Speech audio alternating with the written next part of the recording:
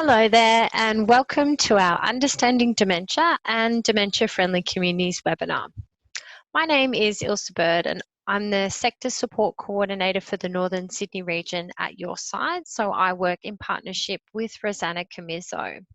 You may have seen my sector e-bulletins in your email inboxes each month.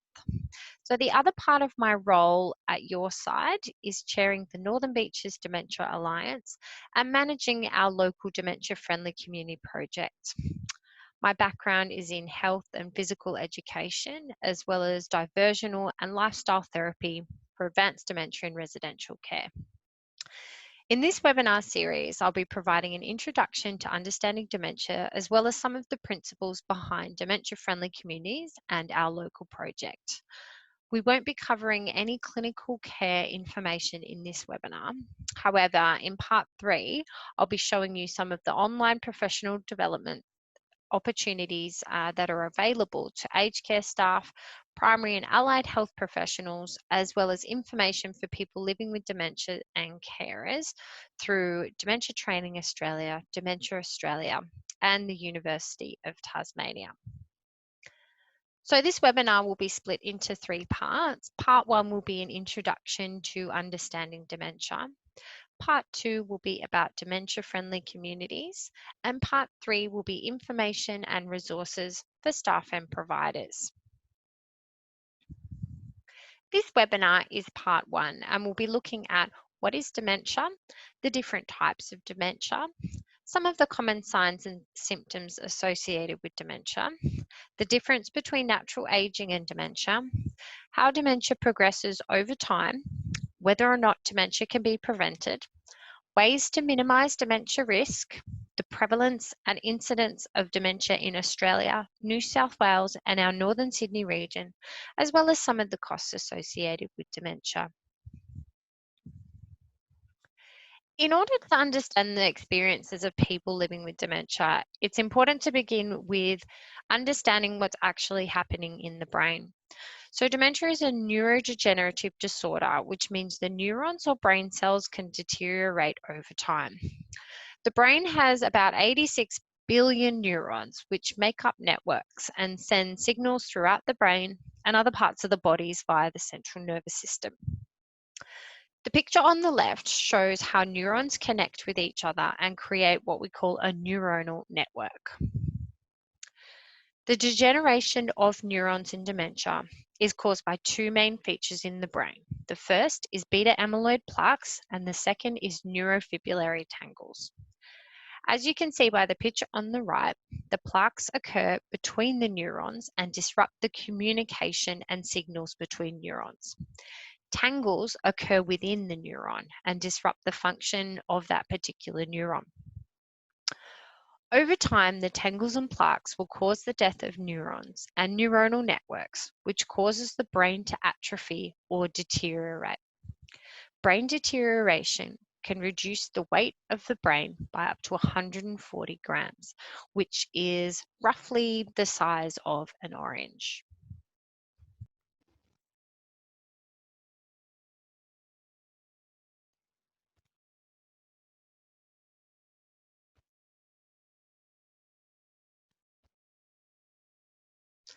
So dementia is the collective or an umbrella term used to describe more than 100 different types of neurodegenerative disorders. Of the dementias, Alzheimer's disease is the most common, which occurs in roughly 50 to 75% of cases. Some of the other types include frontotemporal dementia, Lewy body dementia, vascular dementia, which impacts the vessels in the brain, mixed dementia, which means that one or more dementias occur at the same time, Parkinson's disease dementia, which is related to Parkinson's disease, and alcohol-related dementia. It's important to note that dementia is not a normal part of aging, although it does more commonly occur in older people. However, about 5% of cases are diagnosed under the age of 65, and this is classified as younger onset dementia. The signs and symptoms of dementia impact the holistic health of a person. In other words, it impacts all areas of health, including cognitive, emotional, social, and physical health. Some of the common symptoms include memory loss, confusion, personality changes, communication difficulties, vision changes, and slow thought processing. We will be going into a little more detail later on about progression. So the signs and symptoms may fluctuate over time, as well as from day to day. They might be worse in certain environments. For example, an environment that's noisy or visually stimulated. And symptoms can also be impacted by things such as lack of sleep or a change in a routine. Diagnosis can be very complicated as it can take on average of about 3 years, but there is no single reliable diagnosis method that currently exists. Dementia is not a normal part of aging, although memory can be impacted by aging. Memory loss or confusion may not indicate dementia, as these may be symptoms of delirium brought on by infection, just as an example. It's important to understand the difference between memory loss or confusion as isolated events versus progressive memory loss and confusion. So the table here shows some of the differences between natural aging and dementia relative to cognition and other activities of daily living. Again, it's important to note that a person living with dementia will experience ongoing and progressive decline. However, it will impact each individual in a different way. Dementia will cause a person to progressively decline both cognitively and physically. It's important to note that death will most likely be caused by another condition, such as infection, for example, from pneumonia. Decline in memory function is generally the first sign for most dementias. However, some dementias, such as frontotemporal dementia, behavioral changes are more commonly earlier signs. The progression of dementia is based on the area of the brain where the neurons are affected.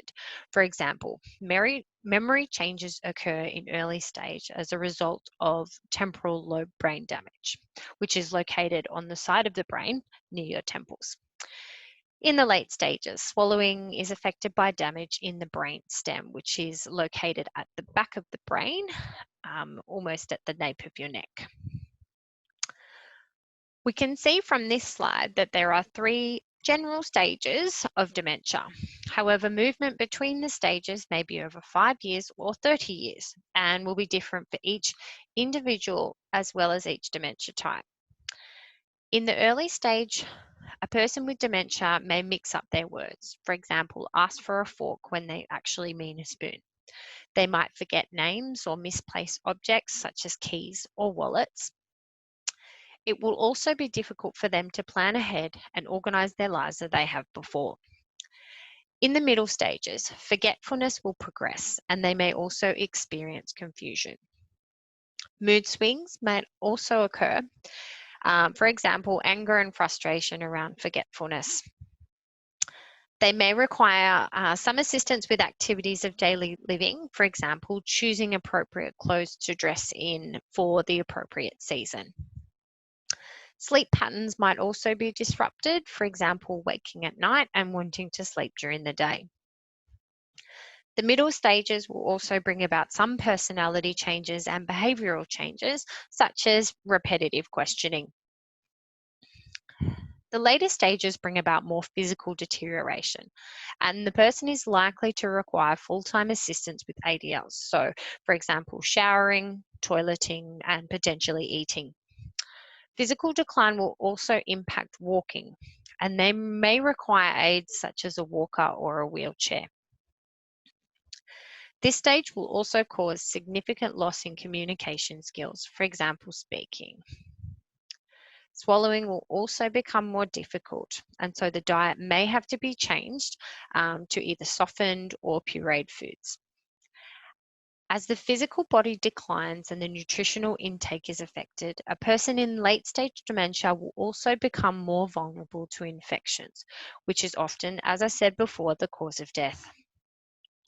It's important to recognise the decline in people living with dementia to ensure that they're receiving the adequate level of care or if they require reassessment. So, is dementia preventable? Well, this question is very contentious as dementia has a number of non-modifiable risk factors. Firstly, age, as risk increases with age. It's estimated that 1 in 10 people over the age of 65 have dementia. However, this increases to 3 in 10 people over the age of 85. The second non-modifiable risk factor is genetics. Every human has 2 copies of what we call the apolipoprotein gene, or ApoE, in different combinations. So ApoE2 is the rarest gene, but 1 copy of this gene can reduce dementia risk by up to 40%. ApoE3 is the most common gene, but it doesn't seem to influence dementia risk either way. However, ApoE4, which occurs in roughly 10 to 15% of people, can increase risk for younger onset dementia. And having 2 copies of the ApoE4 gene can increase risk of dementia by up to 12 times. On the other hand, there are some modifiable lifestyle factors that are associated with dementia risk reduction for some dementias. For example, quitting smoking, exercising regularly, interacting socially, looking after your health, maintaining a healthy blood pressure and weight, as well as the proper management of diabetes. So anything that's going to help with a healthy body will help with a healthy brain. Here we're going to look at some of the research from the World Health Organization about risk reduction. So research suggests that changes in the brain can occur up to 20 years before any symptoms of dementia are recognized.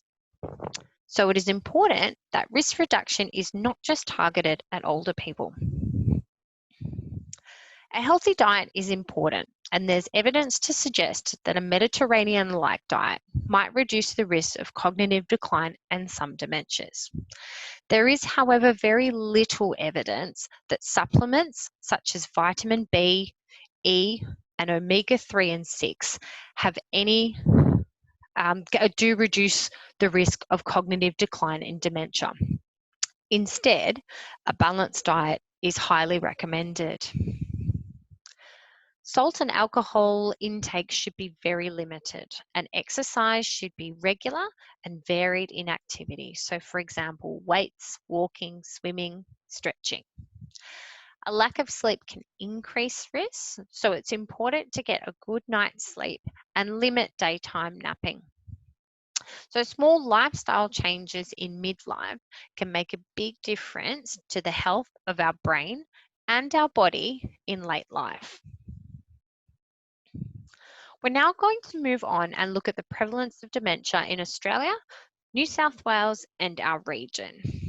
In Australia, there are currently 459,000 people living with dementia, and this is projected to increase to roughly 1.1 million nationally by 2058. Excuse me.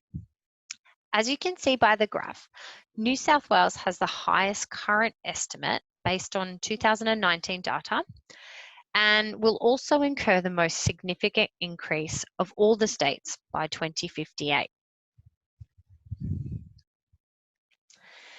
In our region, there are close to 20,000 people living with dementia. In 2018, based on this data, the Bradfield electorate had the highest dementia prevalence in the Northern Sydney region. By 2058, it's projected that there will be over 55,000 people living with dementia in our region.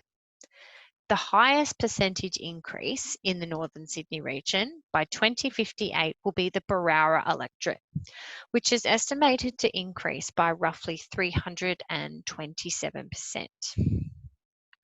It's also important to note that 70% of people living with dementia are still living in their homes and communities, which is why our services and our activities in the community are so important. Our final topic for this webinar is looking at the cost of dementia in Australia. There is a large cost associated with dementia, which includes both direct and indirect costs. Direct costs, which make up 60% of costs associated, includes things like hospitalizations, care, pharmaceuticals, and allied health. The remaining 40% are indirect costs and much harder to measure, but they include loss of productivity of the person living with dementia, as well as the contribution of informal carers. The cost associated with dementia in Australia in 2018 was $15 billion. By 2056, this will more than double to $36.8 billion. By implementing dementia-friendly principles in communities and organisations, we hope to reduce these costs in the future.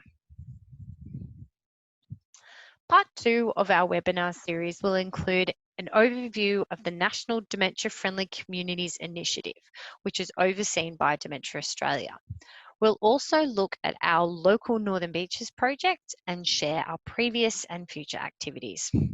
Finally, we'll provide the opportunity for you to become a dementia friend and show you how you can encourage others to do the same. On behalf of the sector support team at Your Side Australia, I'd like to thank you for joining us today.